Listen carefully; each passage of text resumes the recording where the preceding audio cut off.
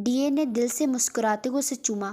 تمہاری بکواس سننے کا ٹائم نہیں ہے، ابھی اسے جلدی سے یہاں سے لے کے جاؤ اور کرنل کو دینا، وہ آگے تمہارا انتظار کر رہا ہے، اب جاؤ جلدی سے۔ ڈی اے نے بچے کو حنان کے حوالے کرتا سختی سے کہا تھا۔ یہ سب ہو کیا رہا ہے، مجھے بتاؤ گے پلیز؟ ایک بار اسے دیکھنے تو دو یار، کیوں اسے ایسے کر رہے ہو؟ پلیز ڈی اے، ابھی بھی وقت ہے، ایک بار اسے اپنے بچے سے ملنے دو۔ حنان افسوس سے ڈی اے کو دیکھ رہا تھا، جو اس کی بات اگنور کرتا وہاں سے چلا گیا تھا۔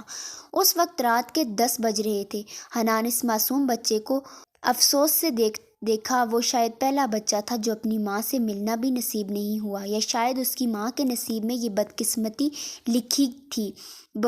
بابا، وہ ہمیں چھوڑ کر چلے گئے ہیں۔ بابا، انہیں روکے نہ، انہیں، وہ ہمارا بچہ لے گئے ہیں، اس نے ہمیں دیکھنے بھی نہیں دیا تھا۔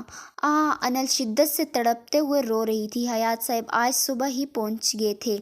کچھ نہیں ہوگا میرا بچہ، ہم بات کرتے ہیں اس سے، وہ مان جائے گا، میں مناؤں گا، بس آپ رونا بند کریں، آپ کی طبیعت خراب ہو جائے گی، ہم آتے ہیں اس سے بات کر کے۔ بی جان، آپ انل کے ساتھ رہیں۔ حیات صاحب کو اس کے آنسو تڑپ اندر سے جھنجھوڑ کر مار رہی تھی۔ بس کرو انل، بہادر بنو بیٹا، یہ وقت نہیں کمزور ہونے کا، وہ ضرور آئے گا آپ کے پاس، آپ کا بچہ لے کے۔ بی جان نے اسے سینے سے لگاتے ہوئے سمجھا رہی تھی۔ بہادر ہی تو نہیں بنایا آپ لوگوں نے، ہمیشہ کمزور رکھا، کبھی مضبوط نہیں ہونے دیا۔ آج دیکھیں کیا ہو رہا ہے ہمارے ساتھ، کیسی خراب قسمت پائی ہے ہم نے، کچھ اچھا نہیں ہوتا۔ وہ اپنے بچے کو دیکھنے کے لیے تڑپ رہی تھی۔ کیوں کر رہے ہو یہ سب؟ کیوں میری بچی کو تکلیف دے رہے ہو؟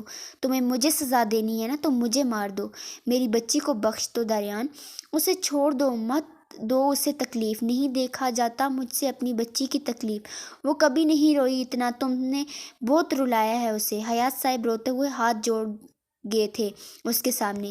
یہی درد، یہی تکلیف تھی میرے بابا کو، سونا بھول گئے تھے، جاگتے ہوئے راتیں گزرتی تھی ان کی۔ کیوں صرف آپ کی وجہ سے آنی کو تکلیف میں نہیں دیکھ سکتے تھے؟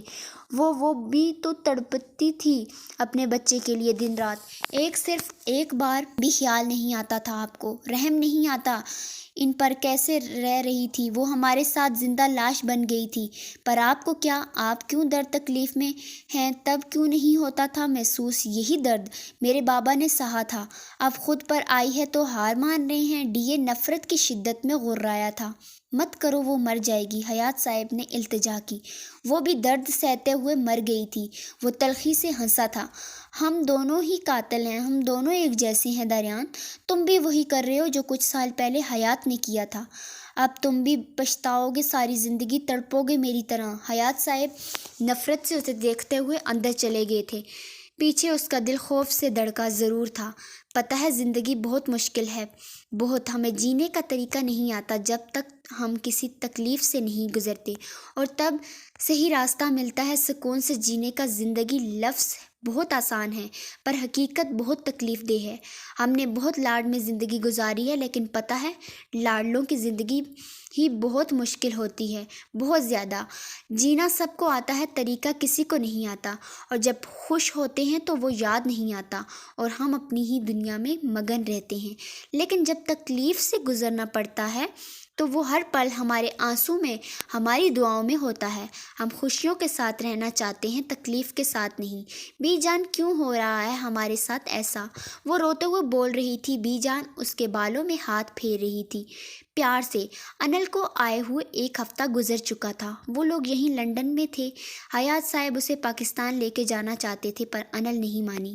وہ ایک بار اس ظالم انسان سے، اپنے بچے سے ملنا چاہتی تھی جو شاید کہیں چھپ گیا تھا، اسے ملنے نہیں آ رہا تھا۔ وہ روز اس کا انتظار کرتی، دن رات تڑپ کر روتی تھی۔ اس کا رونا بی جان حیات کو بھی رلا دیتا تھا۔